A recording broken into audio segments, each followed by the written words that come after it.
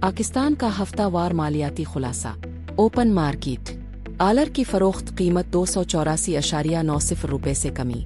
Inter bank dollar rates 08 اگست کی اختتامی قیمت 282.47 روپے سے کمی۔ 07 اگست کی اختتامی قیمت 282.56 روپے سے کمی۔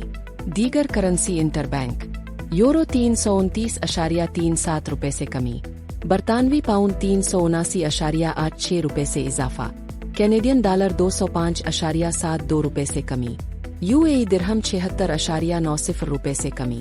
سعودی ریال 75.27 روپے سے کمی۔ اسٹاک مارکیٹ اور کموڈیٹیز۔